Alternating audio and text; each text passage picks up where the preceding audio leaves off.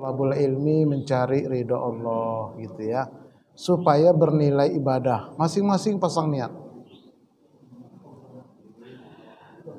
Assalamualaikum warahmatullahi wabarakatuh.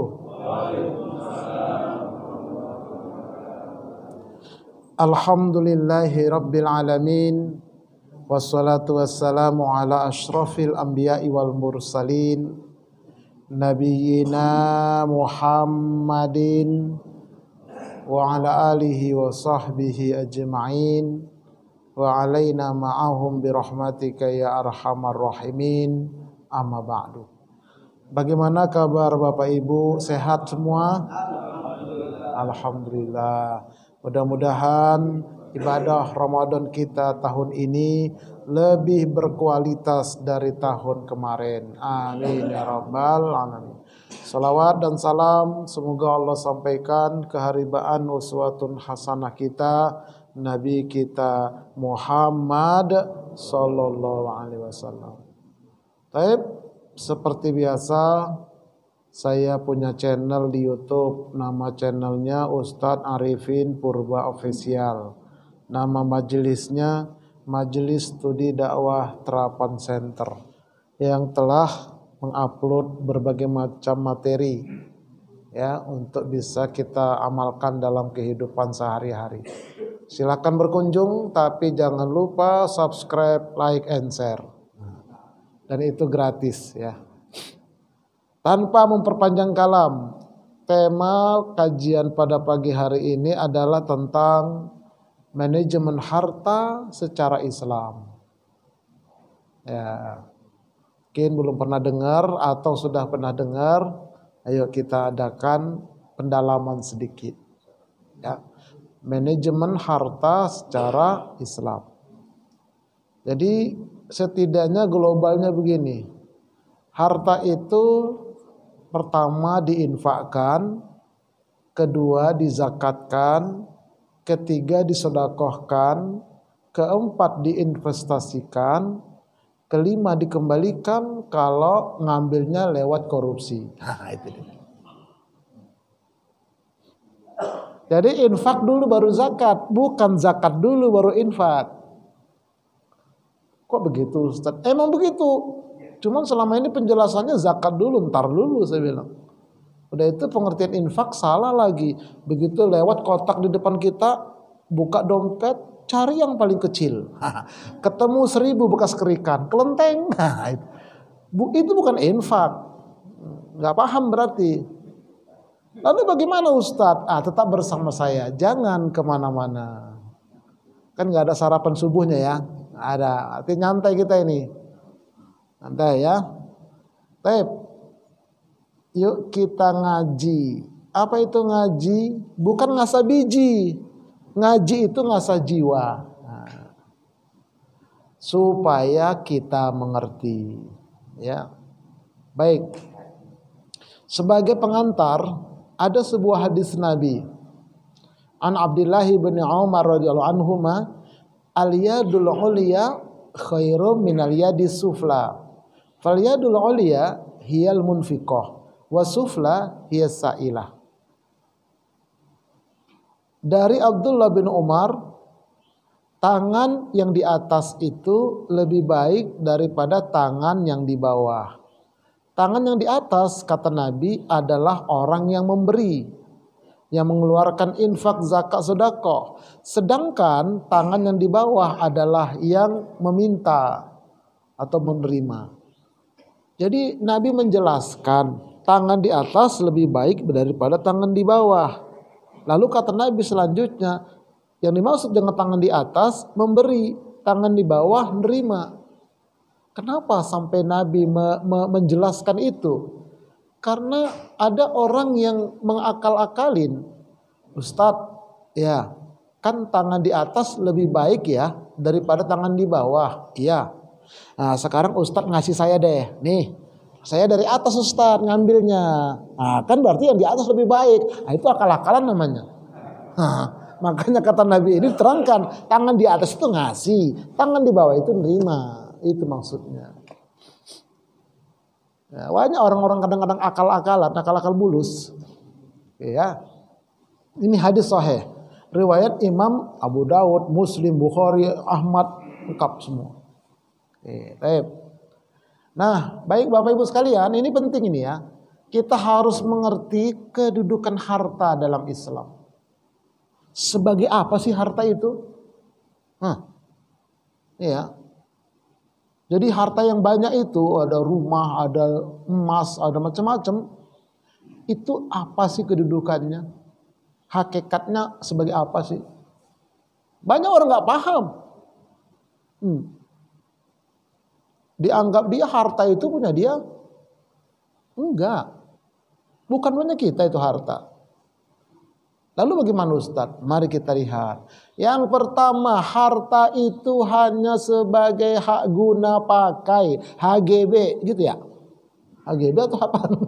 Hak guna pakai, bukan hak milik kita. Nah, ini ayatnya.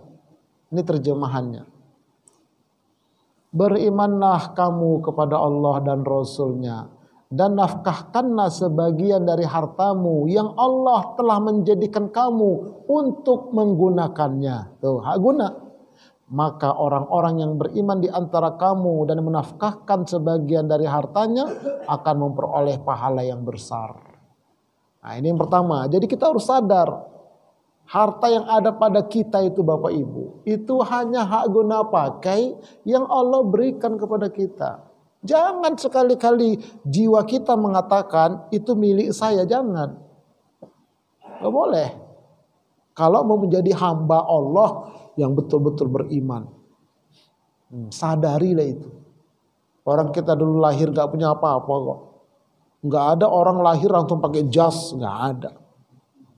Walaupun dia tukang jahit, gak. Serius. Gak punya apa-apa kita. Nah, jadi ini yang pertama kita sadari. Ya, kita sadari bahwa harta itu hanya hak guna pakai. Yang kedua, harta itu sebagai ujian, bukan kenikmatan. Ini Allah berfirman, innama amwalukum wa auladukum fitnah. Sesungguhnya hartamu dan anak-anakmu itu hanyalah cobaan, ujian bagimu. Dan di sisi Allah pahala yang besar. Kalau kita lulus diuji dengan harta, kita lulus diuji dengan anak, maka pahala Allah siapkan. Kalau tak lulus ujian, habislah. Makanya hati-hati kita. Jangan dianggap harta banyak. Bukan, itu ujian. Ujian itu, berat itu ujiannya. Kalau lagi susah kita, taat kita ibadah. Begitu udah mulai kaya dia, tabungannya itu udah 4 digit. Berapa itu 4 digit tuh? Ini sekarang orang-orang milenial itu bilangnya digit. Ya, ini saya yakin ini tabungan kita ini nggak ada yang 4 digit mungkin ya. Makanya datang kemari. Kalau udah 4 digit, nggak mau datang. Serius. Ngapain ngaji di situ katanya? Siapa dia yang ceramahnya? Lain level, begitu Pak. Untung kita nggak sampai 4 digit tabungan kita. Begitulah Pak, harta itu. Makin kaya dia makin tak mau di ke masjid. Nggak level. Coba itu. Ngeri Pak. Oke ya, ujian. Hati-hati, banyak nggak lulus di sini. 2. Yang ketiga, harta itu sebagai tabungan hari akhir, tabakhir, bukan untuk orang lain. Ini hakikatnya, untuk kita.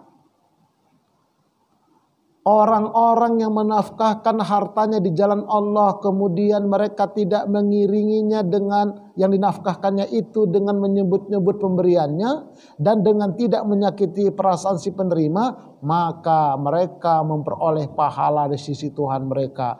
Tidak ada kekhawatiran terhadap mereka dan tidak pula mereka bersedih hati. Nah, itulah dia. Jadi hakikatnya apa yang kita keluarkan berupa infak, zakat, sedekah, itu hakikatnya punya kita. Nampaknya aja kita itu memberikan, wah berkurang dong harta saya. Enggak. Justru yang kita keluarkan itulah punya kita.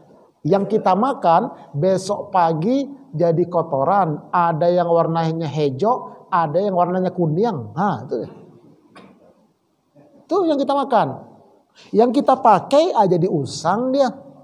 Yang kita tinggalkan kalau kita mati berebut ahli waris. Apa yang kita keluarkan, Bu? Itulah yang milik kita sebetulnya. Itu namanya ilmu hakikat itu. Kalau lo tahu kita itu luar biasa. Tapi ada aturan mainnya, ada aturan main, nggak sembarangan nanti, ya nggak sembarangan. Karena banyak orang rajin wakaf kemana-mana, dibangun masjid, dibangun pesantren. Saya tanya, Bapak sudah bayar zakat mal belum Pak? Zakat mal itu mah kecil Ustadz, kalau dihitung-hitung tuh semua lebih tuh. Ya Pak, itu wakaf itu mah hukumnya sunnah Pak. Zakat mal wajib. Mau bergantung di mana yang sunnah ini, kalau yang wajib nggak ada, diam dia. Bapak rajin sholat tahajud tiap malam, tapi sholat subuhnya jam 7. Mana diterima tahajudnya? Subuhnya itu yang wajib. Nah, itu nanti manajemennya di situ maksud saya. Ini nggak sembarangan, banyak orang bikin sembako, waduh, banyak sekali sembako. Udah zakat mal belum? Alah, itu mah kecil, astagfirullah. Nggak ngerti pun dia zakat mal itu apa. Itulah. Nggak ada ustaz yang ngasih tahu. Entah macam mana pula lah. Jadi ini yang kita keluarkan di jalan Allah itu, itulah tabungan kita. Saya agak cepat aja nih karena agak panjang materinya. Yang keempat, sebagai tiket masuk surga. Bukan habis begitu saja. Ini dia. Tiket. Ini ayatnya ini.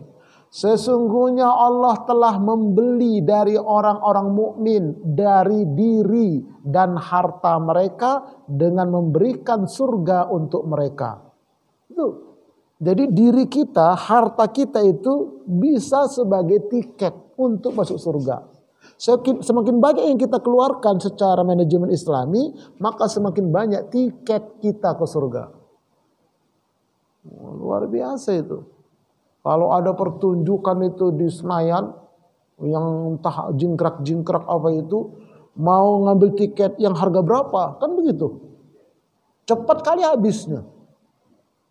Padahal cuma jingkrak-jingkrak. Tapi tiket surga ini jarang yang tahu. Dan jarang yang mau. Tuh. Jadi bisa sebagai tiket dia. Tapi nanti ada caranya. Kemudian yang kelima, harta itu sekedar perhiasan hidup dunia jika tidak pandai memanagenya. Kalau nggak pinter kita memanagenya, sekedar dunia aja dia. Makanya kata Allah, harta-harta dan anak-anak kamu adalah hanya sekedar perhiasan kehidupan dunia. Tetapi amalan-amalan yang kekal lagi soleh adalah lebih baik pahalanya di sisi Tuhanmu, serta lebih baik untuk menjadi harapan. Artinya, kalau kita bisa memanage secara Islam, maka harta itu menjadi pahala. Gitu maksudnya. Anak itu menjadi pahala. Tapi kalau enggak, selesai. Oke, begitulah kedudukan harta di dalam Islam menurut perspektif Al-Quran dan Sunnah. Itu satu. Nah, kemudian subtema berikutnya adalah ancaman bagi orang yang bakhil, kikie, pelit, bedangki, apalagi itu korek, semelekehe, malaketehe, itu kan banyak itu. Pelit, kepel kata orang Betawi. Sampai-sampai duitnya digembok sama dia. Saking pelitnya Pak, digembok Bu, digembok duit, digembok. Luar biasa itu. Bukan hanya langit dipager, duit digembok. Rempet-rempet juga ya. Itulah dia. Apa ini ancamannya orang kayak begini? Nih kita lihat. Satu, akan ditimpa azab yang pedih di dunia jika tidak pandai bersyukur. Ini ayatnya sudah hafal kita. Dan ingatlah tatkala Tuhanmu memaklumkan, sesungguhnya jika kamu bersyukur pasti kami akan menambahi nikmat kepadamu. Dan jika kamu mengingkari nikmatku, maka sesungguhnya azabku teramat sangat pedih. Nah, siapa yang dikatakan orang yang kufur nikmat? Orang yang pelit, orang yang medit, buntut kasir, korek, semelekehe, macam-macam lah itu. Itu termasuk kufur nikmat. Ya. Kemudian yang kedua, akan menyesal di alam kubur dan minta kembali ke dunia. Ini ayatnya. Dan nafkahkanlah sebagian dari apa yang telah kami berikan kepadamu sebelum datang kematian kepada salah seorang di antara kamu. Lalu ia berkata, ya Tuhanku, mengapa tidak engkau tangguhkan kematianku sampai waktu yang dekat, yang menyebabkan aku dapat bersedekah dan aku termasuk orang-orang soleh. Jadi Allah sampaikan firman Allah ini memberitahu kepada kita bahwa sekarang ini di kober-kober itu kuburan, ini rata-rata ngomongnya begini Pak, Bu. Itu rata-rata di kubur itu ngomongnya begini. Ya Allah, kalaulah aku bisa kembali ke dunia ya Allah, keceleduk ya Allah. Nah, pasti aku akan bersedekah. Tapi kata malaikat, sudah terlambat Mas Bro. Kenapa dulu kau tak mau? Sekarang kau bermenyesal. Ini sekarang ini di kuburan itu menyesal mereka. Enggak percaya, tunggu tanggal main. Pengen bukti, silakan duluan lah kalau mau. Iya, menyesal di kuburan tuh. Ini firman, main-main. Allah ceritakan, karena yang mengetahui alam kubur, yang punya alam kubur ya Allah. Ini firman Allah, Allah ceritakan, tergantung kita beriman enggak. Itu aja kok kuncinya. Jadi kalau andai kata yang di kuburan itu sebangkit dia ke dunia, cuman satu ini cita-citanya, bisa bersedekah dan beramal soleh. Hanya itu, enggak pengen mereka ketemu keluarga, enggak ingin mereka makan nasi kapau padang, enggak ingin mereka. Enggak, cuman ini keinginan mereka. Kalau bisa balik. Nah, jangan sampai kita masuk ke sana baru menyesal. Jangan sampai. Nah itu maksudnya. Dua. Yang ketiga, akan dijadikan setrikaan yang sangat panas Bu. Nanti di akhirat ibu sering setrika, kena tangan sedikit lompat ibu. Nah begitu pun harta ini. Kalau disimpan-simpan gak dikeluarkan infak zakat sedekah. Pada hari dipanaskan emas dan perak itu di dalam neraka jahanam, lalu dibakar dengannya dahi mereka, lambung mereka, punggung mereka, lalu dikatakan kepada mereka, inilah harta bendamu yang kamu simpan-simpan untuk dirimu sendiri, maka sekarang rasakanlah akibat dari apa yang kau simpan-simpan itu. Nah, emas ibu simpan, pakai anting-anting sebelah kanan ini 1/4 kilo, sebelah kiri 1/4. Belum cincinnya masing-masing itu setengah gram, itu 1/4 kilo juga, tangannya nih gelangnya ini 5 kilo, jalannya begini dia. Bapak-bapak tabungannya tadi 4 digit, 3 digit, disimpan-simpan aja, nggak dikeluarkan infak zakat sedekah, dijadikan setrikaan. Disetrika jidat yang jenong nih katanya, lambungnya nih katanya, belakangnya nih yang kau simpan-simpan dulu. Ini Allah yang menyatakan. Di akhirat, di kuburan menyesal, sampai ke akhirat pun tersiksa terus. Enggak main-main lah. Allahu Akbar. Yang keempat, akan dijadikan ular jantan yang sangat berbisa. Itu pula dia. Nih hadisnya. Dari Abu Hurairah berkata, bersabda Rasulullah sallallahu alaihi wasallam, barang siapa yang diberi Allah harta tetapi tidak mengeluarkan zakatnya, harta itu akan diserupakan pada hari kiamat kelak sebagai seekor ular jantan yang amat berbisa dengan kedua matanya yang dilindungi warna hitam kelam, lalu dikalungkan di lehernya, maka ular itu akan memegang rahangnya dan mengatakan kepada orang itu, saya ini adalah simpananmu, hartamu, kekayaanmu yang kau simpan-simpan. Tuh. Kalau Mahadewa kan dililit-lilit kan begini doang dia. Ini digigit. Tuh harta itu yang disimpan-simpan. Ini hadis sahih riwayat Imam Bukhari. Nah, inilah Bapak Ibu sekalian, ancaman. Nah, kemudian apa lagi Ustadz? Akan didoakan celaka oleh malaikat subuh. Nih ya. Coba ini. Tidaklah para hamba-hamba berada di pagi hari, melainkan pada pagi itu terdapat 2 malaikat yang turun. Sekarang masih ada malaikatnya. 2. Salah satu berdoa, ya Allah berikanlah ganti kepada orang yang berinfak pagi itu. Sedangkan yang lain berkata, ya Allah berikanlah kebinasaan harta kepada orang yang menahan hartanya pagi itu. Yang belum berinfak subuh, siapa infak subuh itu? Kalau kita berinfak subuh, didoakan malaikat. Kalau enggak, nah didoakan celaka. Ustaz udah infak, udah tadi. Bukan untuk sombong-sombongan, untuk mendakwahkan. Nah, begitu. Makanya kalau datang ke masjid pagi itu, siapkan duit, gak usah banyak-banyak, goceng. Berapa goceng itu? Nah, itulah itu. Nggak sampai 1 digit tuh, Pak. Masukkan aja. Kenapa? Infak subuh ini. Didoakan kita. Malaikat. Gitu. Atau kalau enggak pakai, ada kerisnya enggak di sini? Ada. Taruh di mana Pak Ketua? Di belakang ya, itu pakai keris juga, cek gitu. Boleh, silakan. Keris yang ada warangkanya itu ya? Bukan? Oh, lain lagi ya? Nah, itu Bu. Jadi ini infak subuh. Kalau kita berinfak subuh, itu malaikat doakan. Sekarang masih ada malaikatnya. Sampai nanti waktu suruk, kita keluar, dia pun berangkatlah. Begitulah Bapak Ibu sekalian. Ya.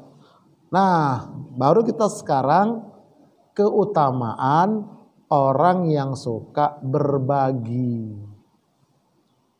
Lewat infak, zakat, sedekah. Kalau tadi kan ancaman. Dakwah itu kan ada basyiro wa nadhiro. Kabar gembira, kabar ancaman. Itu sepasang dakwah itu. Jangan ngancem aja, jangan. Jangan gembira aja, nggak boleh. Dua-duanya sepasang. Nah, tapi saya sampaikan tadi ancaman dulu, tak enaknya dulu. Nah, baru sekarang tinggal enaknya. Supaya nanti kesannya enak. Tuh ya. Baik, apa sih keutamaannya kalau kita suka berbagi? 1. Harta itu dapat mensucikan jiwa, membersihkan harta, dan menenangkan hati, memenangkan kalbu. Ini ayatnya. Kita lihat. Ambillah zakat dari sebagian harta mereka. Dengan zakat itu kamu dapat membersihkan harta mereka dan mensucikan jiwa mereka. Dan mendoakanlah untuk mereka. Sesungguhnya doa kamu itu menjadi ketentraman jiwa bagi mereka. Dan Allah Maha mendengar lagi mengetahui. Nah, ini dia. Jadi diantaranya zakat ini adalah pembersih harta. Karena zakat itu kotoran. Kalau nggak dikeluarkan, harta yang ada ini jadi kotor semua. Kalau kata orang Medan, jadi bleketek. Nah, apa itu bleketek? Kotor banget. Kata orang Medan, tapi bahasa Jawa. Yang ngomong orang Medan. Tuh. Zakat itu artinya kotoran. Makanya kalau dikeluarkan bersih dia. Satu. Yang kedua, zakat itu bisa mensucikan jiwa. Zakat apa? Zakat fitri.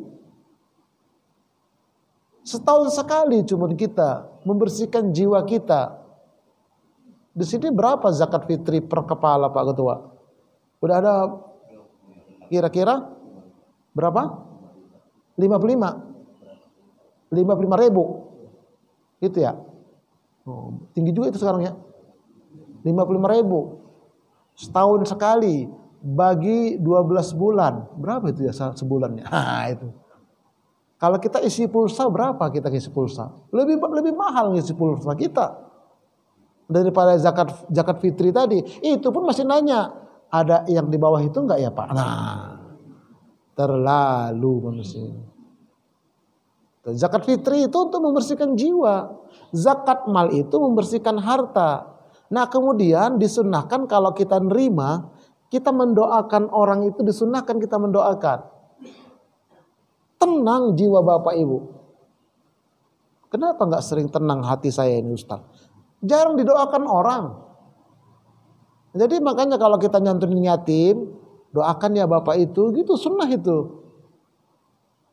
Apalagi yang doakan itu Ustaz, oh lebih mantap, bukan Ustaz Purba yang lain. Nggak percaya, coba kita doakan nanti gitu. Didoakan Pak, tanpa tahu dia. Dahsyat itu.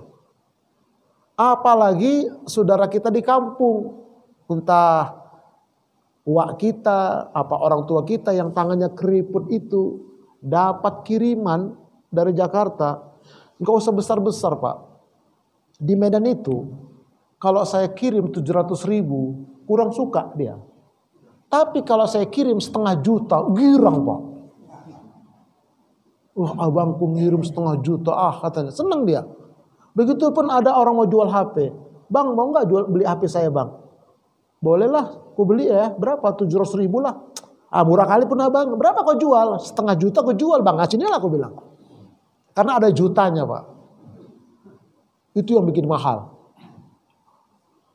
Kirimlah 500.000. Senang dia. Ini adek, abang hanya bisa ngirim ini tahun ini 500.000 aja. Terima kasih loh bang. Ya Allah, besar kali lah ini gitu. Didoakan kita. Doa orang tua kita, uwak kita, inang tua kita yang tangannya keriput itu luar biasa. Daripada mereka di sana nungguin BLT. Apa itu BLT? Bantuan langsung tewas karena empet-empetan. Betul itu BLT itu. Kita kirim Pak. Didoakan Pak Umar, ya Allah. Tenang. Makanya kalau mau ketenangan keluarga, sering-sering kita memberi, didoakan. Makanya kan nanti panitia zakat itu disunahkan. Ayo kita doa ya, doa. Luar biasa. Nih ya. Jadi dapat mensucikan jiwa, membersihkan harta, dan menenangkan jiwa karena didoakan orang. Yang kedua, dibalas dengan balasan 700 kali lipat. Bunganya 700 kali lipat Pak, Bu. Mana ada bunga di muka bumi ini yang kayak begitu? Paling 5% kan begitu. Ini 700%. Wah, luar biasa. Nih, perumpamaan nafkah yang dikeluarkan oleh orang-orang yang menafkahkan hartanya di jalan Allah adalah serupa dengan sebutir benih yang menumbuhkan 7 tangkai dan setiap tangkai 100 biji. Allah melipat gandakan ganjaran bagi siapa yang dikehendakinya dan Allah maha luas karunia-Nya lagi maha mengetahui. Ya, jadi kalau kita berinfak 1.000 rupiah, berapa balasannya Pak? 700.000. Itu 1.000 itu. Kalau kita berinfak 10.000, berapa balasannya Pak? 7 juta. Luar biasa ini ayat loh. Kalau Bapak Ibu berinfak 1 mobil untuk Ustadz Purba untuk dakwah, berapa dibalas? 700 mobil, nggak percaya coba. Begitulah lipat gandanya. Itu pun orang malas. Allah ini yang menyatakan. Dan itu untuk kita. Bahkan kata Allah, Allah itu melipat gandakan. Lebih dari itu. Bahkan Allah itu maha luas anugerahnya. Enggak terhingga. Tapi Allah kasih hitungan standarnya 700 kali lipat. Lapis keduanya Allah maha luas. Lapis ketiganya enggak terbatas. Itulah ya keutamaan orang yang suka berbagi. Nah, yang ketiga, kalau kita sering infak zakat sedekah itu dapat meredam murka Allah dan menghindarkan mati su'ul khatimah. Ini dalilnya. Dari Anas bin Malik berkata, bersabda Rasulullah sallallahu alaihi wasallam, sesungguhnya sedekah itu memadamkan kemurkaan Allah dan menolak mati su'ul khatimah atau mati yang buruk. Jadi murka Allah diredam kalau kita rajin sedekah. Makanya dia nanya, Ustadz, ya daerah lain kan dulu-dulu itu udah dapat bencana Ustadz. Ada gempa, ada tsunami, ada macam-macam. Iya, kenapa rupanya Pak? Begini Ustadz, kok Jakarta sekitarnya belum dapat bencana besar sih Ustadz ya? Kapan ya? Begitu. Padahal di Jakarta ini kan biangnya orang yang paling jelek ada di sini. Manusia paling bejat ada di Jakarta. Kenapa belum dapat bencana yang besar? Jawabnya, karena masih banyak yang bersedekah. Terutama Ramadan, takjil. Luar biasa Pak. Sedekah Jumat. Tuh. Itu yang meredam. Coba kalau nggak ada itu hancur kita udah. Belum lagi sedekah pribadi-pribadi. Iya serius nih Pak.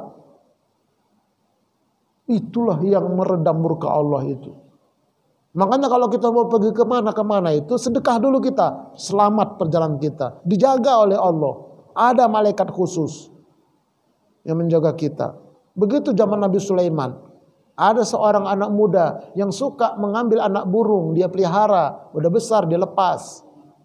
Ambil lagi. Ibunya melapor sama Nabi Sulaiman. Kan bisa ngomong sama hewan. Nah, baiklah kalau begitu. Kamu mau bertelur lagi? Iya, aku bertelur lagi di pohon itu. Diutuslah 2 malaikat. Ya, bukan 2 malaikat, 2 bangsa jin. Karena Nabi Sulaiman ini bisa komunikasi sama jin. Dia raja. Kau jaga ya pohon itu ya, ada anak burung situ ya, jangan sampai diambil manusia. Kalau ada yang ambil manusia itu nanti tarik dia bawa kemari.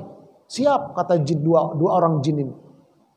Nah, berapanya lama-lama anak ini menetas lah, besar, naiklah anak muda ini. Mau ngambil, tiba-tiba jin ini pun nariklah 2 kakinya masing-masing 1 kaki, mau megang gitu, baru mau megang, udah ditarik duluan ini jin ini, dilempar ke timur 1 ke barat 1. Lapor lagi ibu burung, wahai Tuan Sulaiman, kok diambil juga anakku? Serius? Iya, udah utus 2 jin ke sana, cari jinnya. Jinnya pun cari di barat 1, di timur 1, dibawa ke hadapan Nabi Sulaiman. Kenapa rupanya? Iya, begitu aku mengambil anak muda itu, kami pun ditarik. Sama siapa? Malaikat. Laporlah Nabi Sulaiman kepada Allah. Malaikatnya dikasih tahu lah. Kenapa kau tarik jin ini? Padahal sudah kusuruh menjaga sangkar burung ini. Apa kata malaikat? Aku diperintahkan Allah. Dia ini sebelum mau ngambil anak itu, dia sudah bersedekah 2 potong roti. Maka dijadikan malaikat menjaga dia. Sampai begitu Pak. Dalam kisahnya itu. Nah, kalau kita sadar ini wah enak kita. Kenapa? Untuk kita kok selamat kita dunia akhirat gitu. Nah, kemudian yang keempat, meminjamkan harta kepada Allah. Siapa saja yang mau meminjamkan kepada Allah pinjaman yang baik, maka Allah akan melipat gandakan balasan pinjaman itu untuknya dan dia akan memperoleh pahala yang banyak. Jadi kalau kita berinfak, berzakat, bersedekah, artinya kita sedang meminjamkan kepada Allah. Padahal punya Allah. Nah, tapi karena kita berinfak, zakat, sedekah, jadi kata Allah, kau pinjamkan kepada aku nanti ku balikkan lagi. Sampai begitulah keutamaannya kalau kita mau mengeluarkan sebagian harta kita. Nah, baik. Bagaimana manajemen harta itu? Nah, inilah manajemen harta secara Islam. Ini intinya, ini terapinya, ini pengamalannya. Ayo kita lihat. 1. Harta itu diinfakkan. Nah, ini hukumnya wajib mutlak. Yang kedua, dizakatkan, wajib bersyarat apabila cukup haul nisab. Yang ketiga, disedekahkan, ada yang sedekah wajib, misalnya fidyah. Ya. Nah, kemudian sunnah, ada yang sedekah sunnah itu seperti wakaf. Diinvestasikan, diproduktifkan, jangan disimpan-simpan. Misalnya tanah, di Kuningan sana ada 1000 meter. Belum di Parung ada 5000 meter. Belum Jakarta Timur ada sekian meter. Tapi kosong. Nah itu hati-hati itu. Di tangan kita 10 tahun Pak. Lalu kita jual. Maka selama 10 tahun ini dikeluarkan zakatnya 2,5% setahun. Karena itu simpanan. Begitu. Kecuali kalau dia diinvestasikan, disewakan, yang dikeluarkan zakat sewaannya. Bonggol ini nggak usah. Tuh ya. Nggak boleh dia mandek. Kemudian dikembalikan kepada pemiliknya jika ada yang tidak halal. Kayak tadi itu. Dia korupsi, dia kolusi. Dia macam-macam lah pokoknya. Cepat-cepat dikembalikan sebelum mati. Kembalikannya bagaimana Ustadz? Kembalikannya kalau bisa kepada negara, kalau berani tangkap KPK. Kalau nggak berani, udah kembalikan secara pribadi. Cari jalan rusak. Ini jalan rusak ya, biar aku yang bangun ya. Niatnya ya Allah, kembalikan ini punya rakyat. Itu caranya. Untuk fasilitas umum, jangan untuk masjid, jangan untuk pesantren. Nggak diterima dia. Kenapa? Berasal dari uang nggak benar. Tapi kalau kita kembalikan ke fasilitas fasilitas umum, nah udah nanti dapat pahala juga insya Allah. Nah kemudian masuk kita infak. Jadi harta itu pertama diinfakkan. Apa itu infak? Infak adalah nafkah atau menghidupi. Itu infak. Pertama, siapa yang wajib kita nafkahi? Diri kita sendiri dan keluarga. Yang kedua, anak yatim. Anak yatim tidak sah menerima zakat. Nggak boleh. Dia wajib dikasih nafkah sebagaimana kita menafkahi anak kita sendiri. Itu yang betul. Nah kemudian dakwah, ada infak dakwah. Nah makanya kita bekerja dalam rangka mencari nafkah. Ini dalilnya. Ya.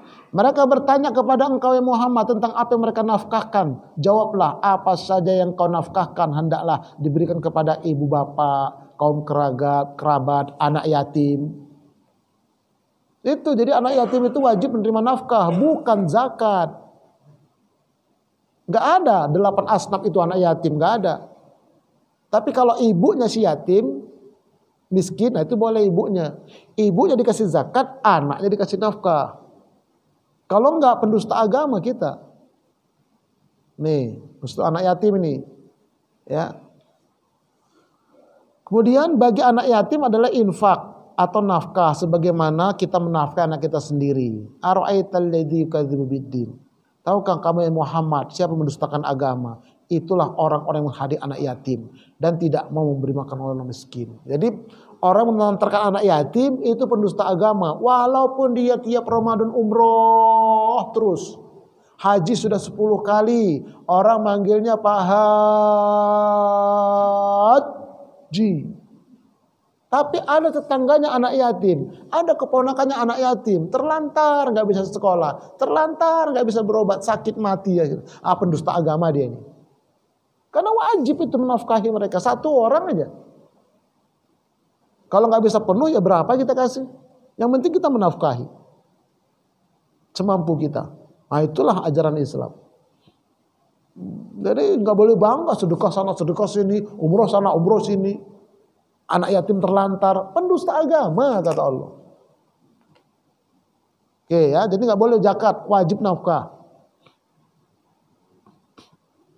Nah ini infak dakwah. Hai orang-orang beriman, sukakah kamu aku tunjukkan suatu perniagaan yang dapat menyelamatkan dari azab Allah yang pedih, yaitu kamu beriman kepada Allah dan Rasulnya dan berjihad di jalan Allah dengan harta.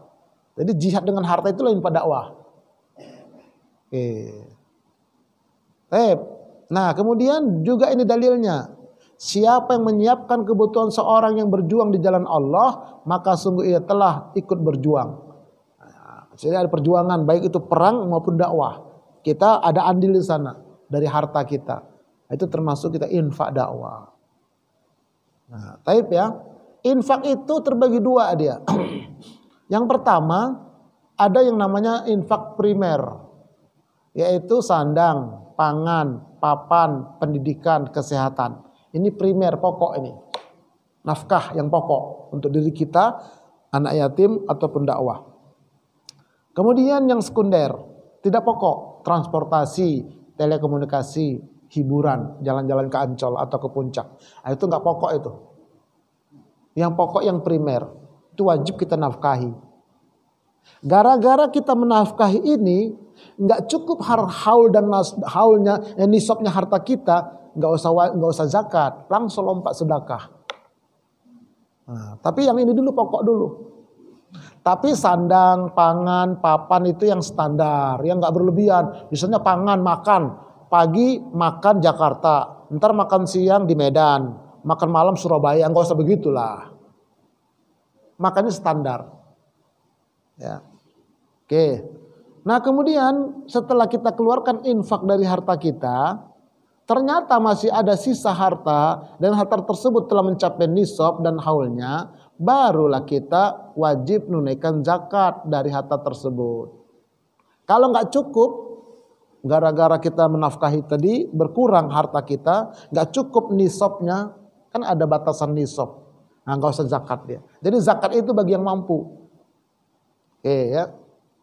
Nah, apa zakat itu, Ustaz? Zakat ialah memberikan sejumlah harta tertentu yang diambil dari ukuran harta tertentu pada waktu tertentu dan diberikan kepada golongan tertentu. Zakat itu ada zakat fitri, ada zakat mal. Jadi zakat itu adalah sepelit-pelit orang mengasih, sepelit-pelit orang memberi. Kenapa? Dibatasi. Enggak boleh sembarangan berzakat. Terbatas tertentu, jumlah tertentu, dari ukuran altar tertentu, waktu tertentu, kepada golongan tertentu, semua ditentukan. Itulah zakat, nggak boleh sembarangan. Nggak boleh tiap hari zakat, enggak. Ada yang bulanan nanti, kalau dia profesi pergajian, ada yang petani perpanen, ada yang tabungan per tahun. Ada perniagaan per tahun, nah begitu nanti zakat mal itu. Oke ya, jadi zakat itu sepelit-pelit orang memberi. Kenapa? Terbatas. Zakat fitri pun terbatas, nggak boleh. Nih saya bawa 1 karung nih, zakat fitri nggak boleh. Tetap 3,5 berapa? 3,5 liter ya kan? 3,5 tetap.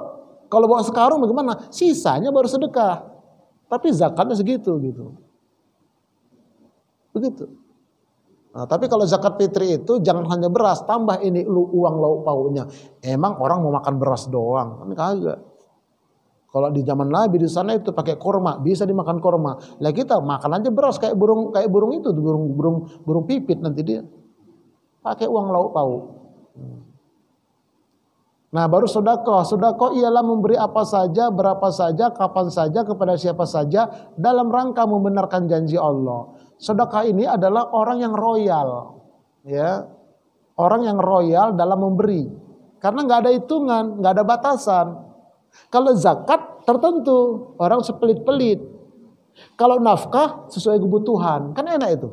Nafkah sesuai kebutuhan, zakat sepelit-pelit orang memberi karena tertentu. Sedekah royal, nggak ada tentuan. Tapi zakat ini sama infak ini dipenuhi dulu. Jangan rajin sedekah bangun macam-macam, anaknya terlantar, nggak bener lah. Anak yatim terlantar, nggak bener. Zakat nggak dikeluarkan, nggak bener. Itu banyak orang nggak paham di situ. Oke, sedekah itu berupa makanan, minuman, benda, sedekah jariah tadi, uang, ilmu dan gagasan, kemudian tenaga, kalimat thayyibah, ya, zikir dan doa. Senyum, kalau ada orang depan kita, kalau nggak ada hati-hati ke grogol itu. Nah, hadiah, kemudian hibah, akikah, kurban, wasiat, sedekah wajib, fidyah, sedekah wajib, kafarah, sedekah wajib, dam, sedekah wajib, mencari nafkah, hukumnya wajib. Nah, itulah sedekah itu. Banyak itu sedekah. Udah 17 macam dia. Jadi kebuka wawasan kita. Sedekah jariah bukan amal jariah, nggak ada amal jariah. Kalau amal itu amal soleh, illal ladzina amanu wa amilus solihat, amal soleh. Kalau jariah, idza matal insan in qata amalu illa min salasatin shadaqatin jariyatin. Jadi sedekah jariah, amal soleh. Jangan amal jariah, nggak ada. Kotak amal jariah. Orang Arab heran, apa itu amal jariah? Yang ada amal soleh. Kalau jariah, sedekah. Nah, oke, ini sedikit lagi nih. Manajemen dana masjid. Ini maaf ini hanya sharing ya. Saya sampaikan juga di mana-mana masjid, nggak ada di sini. Satu, kalau bisa Pak, bikinlah satu pembukuan infak dakwah khusus untuk infak dakwah. Jangan dicampur-campur. Kalau bisa. Yang kedua, pembukuan infak yatim khusus untuk infak yatim. Jangan dicampur-campur. Kemudian pembukuan zakat fitri khusus zakat fitri. Zakat mal, nah ini zakat mal khusus. Nanti peruntukannya pun khusus. Jangan dari uang zakat mal dibelikan lampu bolam, nggak boleh, nggak amanah. Ya, zakat mal itu untuk biaya anak-anak sekolah, untuk produktif. Nah, kalau yang berupa itu lampu itu sodako jariyah atau wakaf. Dari buku wakaf. Nah, itu baru nanti untuk itu perbaikan kamar mandi. Dari wakaf diambil, jangan dari zakat mal. Kemudian yang keenam pembukuan fidyah untuk fakir miskin. Yang ketujuh pembukuan kafaroh. Yang kedelapan pembukuan sodakoh mutlakoh. Jadi meja panjang, ada 8 buku. Banyak kali nih bukunya. Ada apa ini ya? Bapak mau bayar apa Pak? Begitu kan enak. Jadi jelas posnya dan jelas alokasinya. Cakep Islam ini, enggak kita campur aduk semua jadinya. Enggak jelas. Ini maaf ini. Inilah harusnya yang kita lakukan supaya kita amanah ya, disalurkan sesuai dengan proporsinya. Oke, jarang-jarang dengar, nggak apa-apa lah. Yang penting dengar dulu gitu dah. Pelaksanaannya kapan-kapan dah. Entah 200 tahun dah. Entah berapa tahun ke depan begitu. Yang penting tahu dulu. Banyak bagaimana nggak tahu. Begitu dia sadar, oh iya ya kita mulai pelan-pelan yuk. Nah, bikin kotak di situ. Kotak apa ini? Ini untuk ini, untuk ini, untuk ini, untuk ini. Cakep. Manajemen dana masjid. Baru yang terakhir, yang keempat, investasi. Agar tumbuh dan berkembang. Multi-flying effect, manfaat sosial. Mewariskan generasi yang kuat. Infak, zakat, dan sedekahnya berulang-ulang. Mempunyai nilai intensif. Nah ini kalau kita investasikan, jangan dia menjadi lahan tidur. Dihidupkan dia. Oke ya. Nah kemudian paling akhir dikembalikan kepada pemiliknya. Jika tidak, maka ia akan menjadi orang yang bangkrut pada hari kiamat. Nih kita lihat nih hadisnya terakhir. Ya. Dari Abu Hurairah Nabi bersabda, tahukah kalian siapa orang bangkrut itu? Para sahabat menjawab, orang muflis yang bangkrut di antara kami adalah orang yang tidak punya uang dan kesenangan. Bersabda Rasulullah, sesungguhnya orang muflis di antara umatku adalah orang yang datang pada hari kiamat dengan membawa pahala puasa, bawa pahala sholat, bawa pahala zakat. Sementara di dunia ia pernah mencaci maki si fulan, menuduh si fulan, memakan harta si fulan dengan cara zalim. Kemudian ditukarkan kebaikannya dengan kesalahan orang yang dizalimi. Apabila telah habis kebaikannya, sementara kesalahannya kepada orang lain belum selesai, lalu ditimpakanlah kesalahan orang lain yang dizaliminya itu kepadanya, dan kemudian dia pun dilemparkan ke neraka. Tuh di akhirat. Banyak dia kesalahannya, dimakan uang rakyat, dibodohin rakyat, macam-macam itu semua. Makan kaulah bilang, nanti di akhirat ku minta itu. Begitu di akhirat orang minta, kasihkan semua kebaikan dia. Habis kebaikan dia, masih banyak yang nuntut. Akhirnya dosa orang itu ditimpakan sama dia. Terus ditimpakan, banyak dilemparkan neraka. Bangkrut kau, begitu kata Nabi. Makanya hati-hati. Ada jamaah saya di Kemanggisan, Ustadz, kalau saya kembalikan yang ada pada saya ini Ustadz, saya miskin dong. Emang Pak kira-kira dari harta Bapak itu, berapa persen yang Bapak yakin itu bersih, berapa persen yang nggak bersih yang Bapak keluar, yang Bapak kembalikan? Ada nggak kira-kira yang kotor itu 30%? Kebalik Ustadz, justru yang bersih 30%, yang kotor 70% kata dia. Kalau keluarkan yang 70 itu ya kere lah saya. Sekarang gini Pak, Bapak mau kere di dunia atau kere di akhirat? Nangis dia. Udah Pak, nggak usah terlalu dipikirkan, semampu Bapak aja lah. Nah begitu. Pelan-pelan lah Bapak, semampu Bapak. Sebagai wujud taubat Bapak sebelum sampai di akhirat. Gitu caranya. Oke. Terakhir, zuhud bukanlah ketiadaan harta, namun mengosongkan hati dari harta. Ini Imam Malik. Jadi Imam Malik ini dari imam yang 4, Imam Malik yang paling kaya. Kenapa? Semua jamaahnya, bahkan raja-raja memberikan infak dakwah kepada dia. Sampai-sampai Imam Malik itu punya beberapa unta ben, ya, atau kuda ben. Ada orang jamaah, Tuan Guru itu bagus sekali ya untanya. Kau suka? Bisa aja. Kau ambil, bawa. Dibawa. Serius, bawa, kata Imam Malik. Kenapa? Karena nggak masuk ke jiwanya. Harta itu nggak masuk. Nggak masuk ke jiwa harta itu. Boleh kaya, tapi jangan masuk ke jiwa. Juhudlah di harta. Ya, zuhud itu artinya bukan nggak punya harta, boleh banyak harta, tapi jangan masuk ke jiwa. Tuh. Kemudian Imam Syafi'i, muridnya Imam Malik, letakkanlah dunia itu di tanganmu. Nih. Letakkanlah akhirat dan Allah itu di jiwamu. Letakkan kematian di pelupuk matamu. Nah, semangat. Selamat itu. Harta jangan taruh di jiwa, tapi taruh di tangan. Yang di jiwa itu akhirat dan Allah. Kalau di tangan gampang dilepas. Tapi kalau harta taruh di jiwa, begitu dia berkurang, begitu dia hilang, dia berkata, sakitnya tuh di sini, sakitnya tuh di sini. Kecewa, Wak. Kenapa di sini tuh harta? Udahlah, nggak usah lama-lama ngaji, cukup ya. Dah, itu aja tuh. Keterangan lebih lanjut silakan berkunjung ke channel saya. Apa itu zakat mal dan seterusnya. Ada insyaallah. Oke, ayo sebelum kita sholat suruk 5 menit lagi, silakan tanya jawab.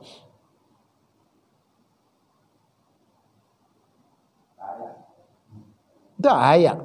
Ini karena bingung atau karena paham ini? Paham semua, Masya Allah. Luar biasa. Ibu-ibu ada pertanyaankah, Bu? Tentang manajemen harta ini, Bu? Jadi ingat ya, Bu ya. Harta itu cuma titipan. Ya, Pak. Harta itu bisa menjadi tabungan. Ya, silakan, Pak. Satu. Waalaikumsalam.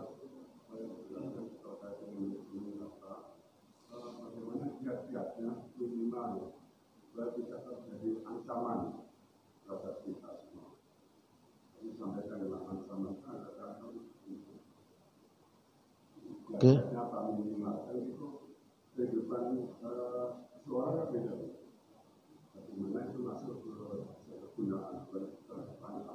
Oke.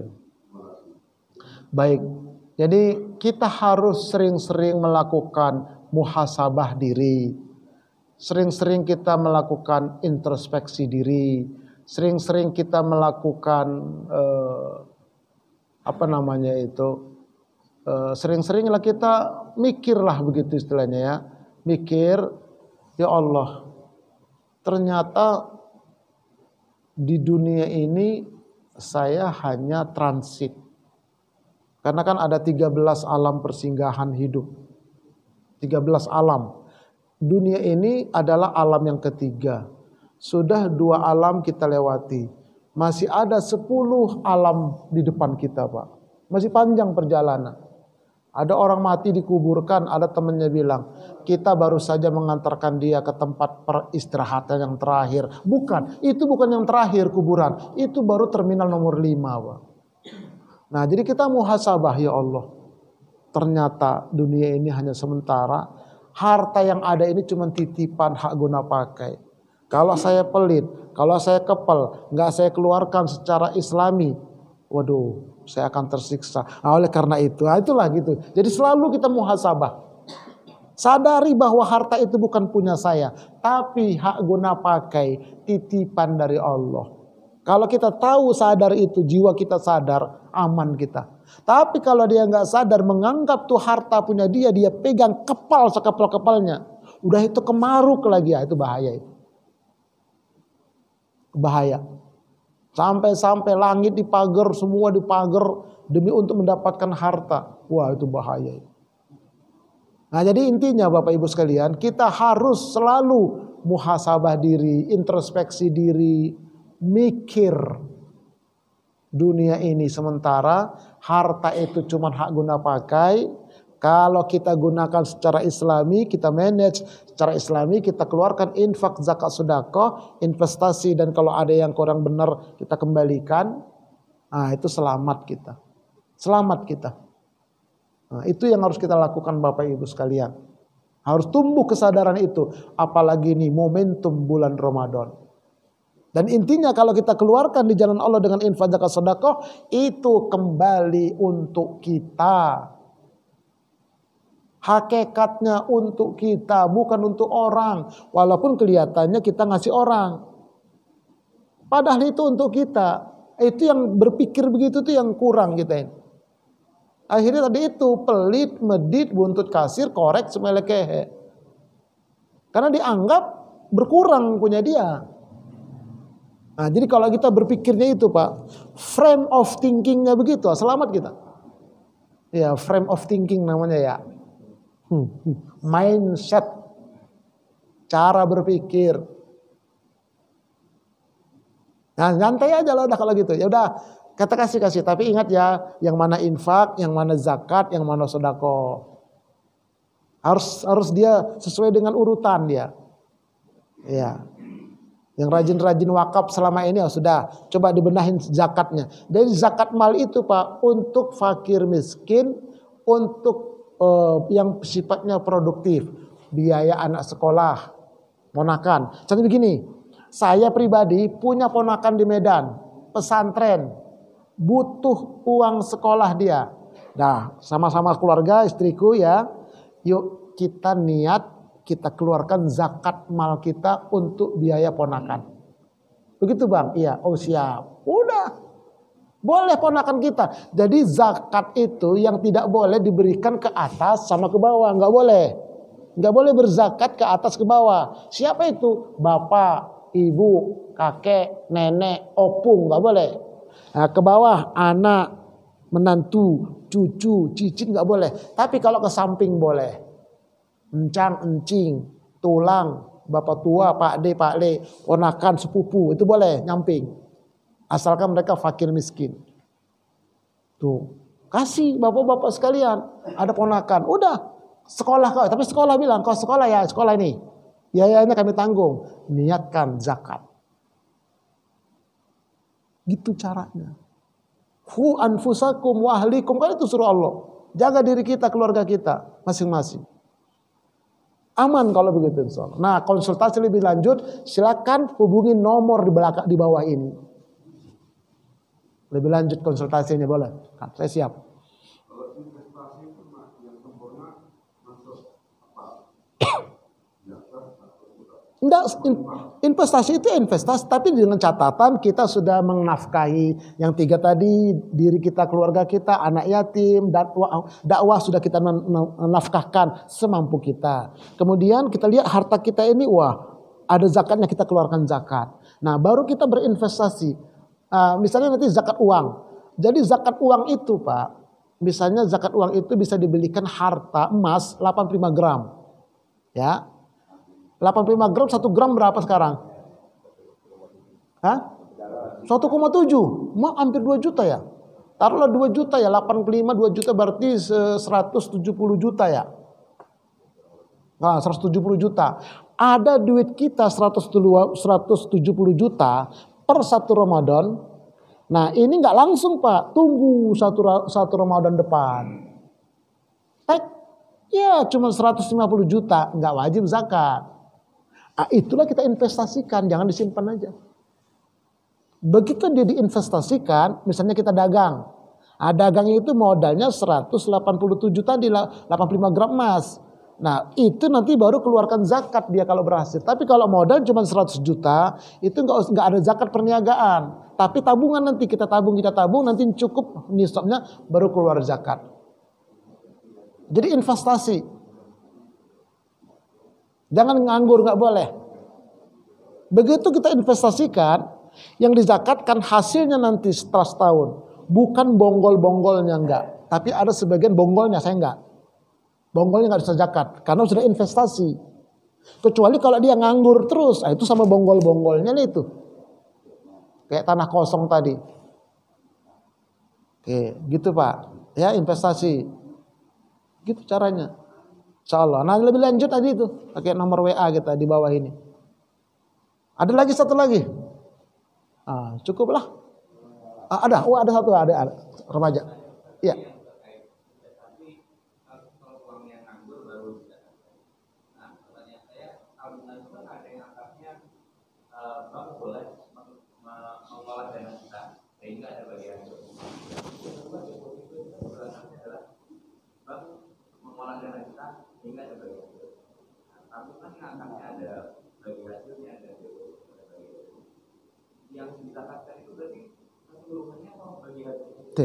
Nah, jadi kalau yang namanya perbankan ini itu ada dua pendapat ulama ya. Kalau yang konvensional itu mayoritas ulama mengatakan ada unsur riba di sana. Tapi kalau nanti perbankan yang syar'i, tapi syar'i juga harus betul-betul, karena ada kadang-kadang cuman labelnya syar'i, dalamnya ya lebih parah dari konvensional, ada juga ya kan. Nah, jadi kalau yang syar'i itu adalah mudharabah, ya kan? Mudharabah. Nah, mudharabah ini modal kita itu nilainya yang nanti wajib zakat itu adalah nilainya itu minimum bisa dibelikan emas 85 gram emas. Invest kita, itu baru kena zakat dia. Nah, zakat itu nanti adalah hasilnya yang kita dapatkan. Itu dizakatkan, bonggolnya nggak usah. Itu enak itu Islam itu. Kalau sama bonggolnya habis tiap tahun nanti. Pertanian, perpanen. Sawit misalnya, punya sawit kita, perpanen. Kita zakatkan perpanen itu kalau dia pakai air matahari, ya air langit ya, itu zakatnya 10% perpanen. Kalau kita siramin satu-satu tuh pohon kelapa sawit itu 5%. Begitu juga pertanian. Nah, kan udah kita keluar zakat, ya kan ada sisa kita tabung ya kan? Ini kan kita tabung. Ternyata tabungan ini bisa dibelikan emas 85 gram. Ini nggak usah zakat lagi karena udah zakat di sini. Cakep. Duit yang udah kita simpan walaupun kita belikan emas nanti misalnya, karena ini udah kita zakat di sini. Nggak usah zakat lagi. Cakep. Kalau kita tahu itu enak itu. Berarti bersih dia. Yang kita makan bersih karena udah keluar zakat. Tapi kalau di pertanian yang dipanen nggak zakat dia simpen terus, ini dijakatkan terus ini. Walaupun dia masih begitu zakat terus karena dia dapatnya tadi dia nggak dizakatkan di sininya. Profesi zakat juga. Tapi dianalogikan seperti petani berpanen berapa padi dia. Padi itu sekitar 4 juta 5 juta per panen. Baru kena zakat. Nah, kalau dia profesional, dia zakatnya gajinya minimum per gajian itu 5 juta. Kalau di bawah 5 juta nggak kena zakat profesi. Gitu. Enak kalau kita ini, jadi tahu. Kapan-kapan lah kita lanjutkan lagi lah. Ya. Entah ada nanti pengajian i'tikaf boleh juga. Ya, tentu tentang zakat mal. Udah itu aja ya, kita tutup dengan doa kafaratul majelis. Ayo, subhanakallahumma wa bihamdika asyhadu an la ilaha illa anta astaghfiruka wa atubu ilaik. Assalamualaikum warahmatullahi wabarakatuh.